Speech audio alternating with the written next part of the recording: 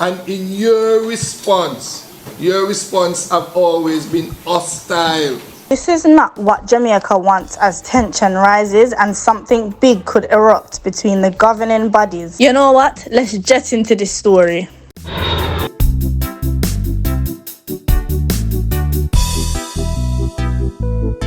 Welcome to Jet.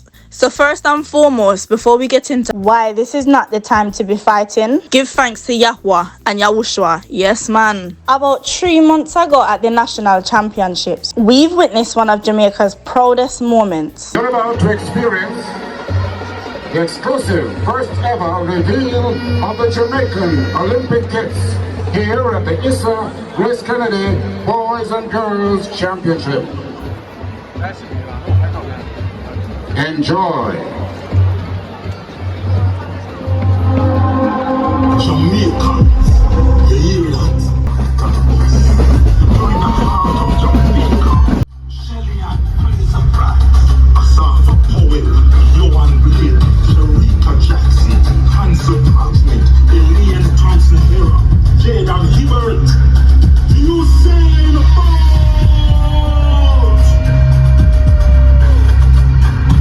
World champions, Olympic champions.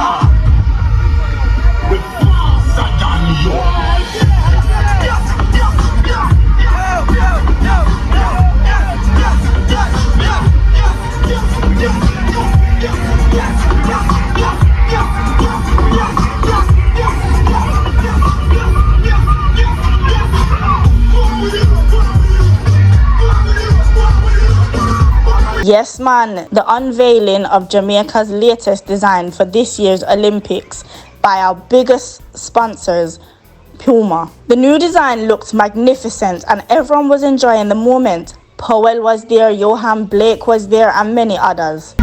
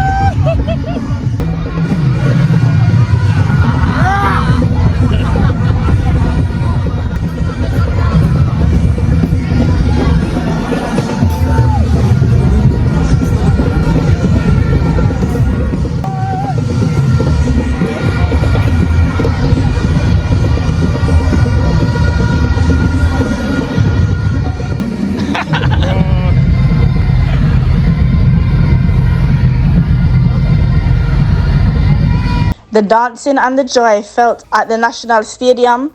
Nothing could go wrong for this year's Paris Olympics until this happened. We have been speaking, we have been writing to the Jamaica Olympic Association, the current body that currently exists. And we have made clear to them our challenges and why it is we are making the request, which we believe is very fair. And if you look at NACA countries, the larger NACA countries that field large teams to an Olympics, like for instance, Canada, their numbers are smaller than ours. They have already, we are aware of that through communique. Their numbers will be smaller than our numbers. And already we know that they will have close to 20, if not more, officials. So the question is, why is it that our national Olympic body is unwilling to sit with us and make, what we think is a fair contribution to the Olympics, the Jamaica Athletics Administrative Association, our doors remain open. So let me make that be clear. There's no animosity from our side. And I've made that clear because for us, it's Jamaica. That is clear on our part. So I want to let the media know and Jamaica at large know that. Yes, man, just a few days before the championships and a few weeks before the Olympics. Then this. We don't need that tension, you know. The Jamaica Olympics Association, the JOA, and the Jamaica Athletics Administrative Association. The J3As are at loggerheads on funding. But do we need this now? The JOA said they will not foot the bill and will only account for 14 personnels, but those on the ground disagree with the decision and was expecting 17 as required. The president of the J3As also accused the JOA of hostility. I'm telling you, I have no problem with you. And I'm able to provide you with evidence. And in your response have always been hostile. Can you hold the blame on the individual who says they are willing to work with you? No, I can't. And we are telling you, and members of the media, we have the evidence of the hostility in black and white that comes from the Jamaica Olympic Association. Usain Bolt coach Glen Mills weighs in on the decision by the JOA, describing it as inadequate. I find it very unfortunate that track and field, for what it represents to the Olympic movement, not just in Jamaica, but the entire world, and the history that Jamaica has. We are not some beggar. We have earned it. I have been to 9 Olympics. It is a disgrace that you have to be fighting to get the required number of coaches, the required number of therapists and doctors to go with an Olympic team. That is probably rated number 2 or 3 in the world. Now, if it is forced that I recognize the necessity for other coaches who have numerous athletes, etc. I could have gone to the Olympics with other countries. I was offered two accreditation, full accreditation, full funding, everything. But I could never see myself wearing another country. But if I am forced to, I would have to. It's a disgrace that the Olympic Association is denying track and field the benefit of the required numbers. 17 persons for a team of 65 to 70 is totally inadequate. Mr. Mills highlighted that he had refused offers to represent other countries, and even though the J3As are asking for 17, he believes the number should be even higher. So how can track and field be struggling to get 17 persons when the minimum based on the requirement should be about 21? He said this is the first in the history of track and field and accused the JOA as holding the sport to ransom. And the nation got to take attention to what is happening. Track and Olympics is track and field for Jamaica, and track and field should be given its due. They have earned it, and from the sacrifices of all the coaches, athletes, from the days of Herb McKinley back to now, they must be turning in their graves. This has never happened in the history of Jamaican track and field, never. And nobody should be allowed to hold the sport to ransom and should be allowed to get away with it. The legendary coach Mills reinforced that we need to take care of our athlete them, and the JOA gets something out of it and not give them nothing. He also thanked the sports minister coming to the rescue. So when it is good to hear that the minister is coming to the rescue. But with all that sponsorship money going around, the athletes, we need to take care of the athletes so that they can continue to perform at the highest level. It is no secret that when they perform, that the JOA gets a bonus payment for every performance, and they have never gotten $1. So whatever it takes, Mr. President and Mr. Manager, we need to demand that we get the numbers and the treatment that we deserve.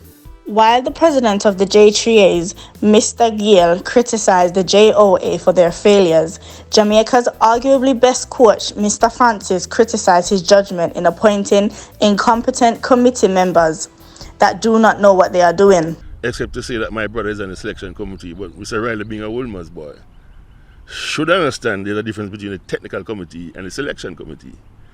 And my brother is not a part of the selection committee. And the selection committee only does its job within the guidelines of policies set by the J3As, of which Mr. Riley appears to be a very senior member, because he is one of the persons who put in the offending rule for the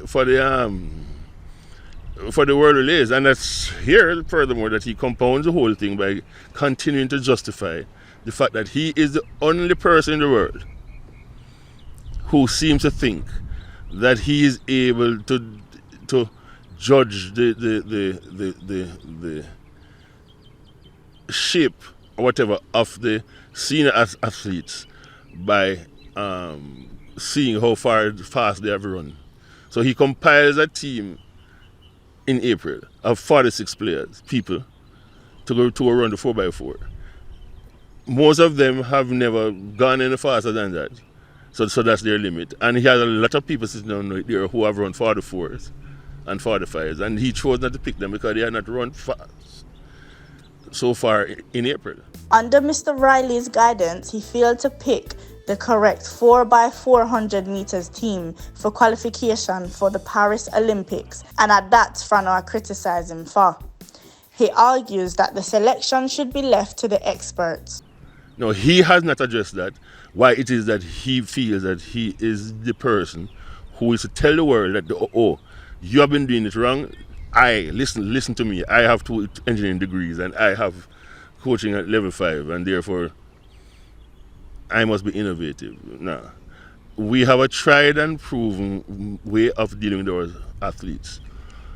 Jamaica, in the form of the J3s, does not have to do anything in the senior athletics. Mr. Mills and Mr. Francis and Mr. Wilson and Mr. Stewart, and Mr. Walcott up at JC and whoever else, they do all the work. They fund the athletes, or they arrange funding. They produce the athletes who are capable of winning medals, and the coaches overseas. All the J3As has to do is to stay out of the way. Do not put obstacles to make it more difficult. So far, as I said before, nobody pays these athletes. The government or the J3As don't pay these athletes. Right? When all the others, most of their competitors, are funded by their federations or their governments. So therefore, do not make it harder. It is hard enough for you for us to prepare these athletes at this level without having to also fight the policies of Mr. Riley and the J3As. So, it is such a shocking double standard that the J3As arguing for funding from the JOA but does not fund the athletes them and only meddle in their affairs. But Frano still believes there's still time for them to qualify. Frano said them should stay out. Tanso Backman Yeah, man. I guess the thing there. So, what is your view? Who do you blame? J3As, JOA, or the coaches in the saga? Is it now time for Jamaica to fund the athletes them and allow the coaches to make the selection decision, as now is not the time to create tension? Write your comments below, man, and let's have a discussion about this. For those of you who've forgotten to subscribe, please touch the like button, smash the subscribe button, and touch up the bell, and remember to share with your friends and family. So here we are going now. We are gonna jet off,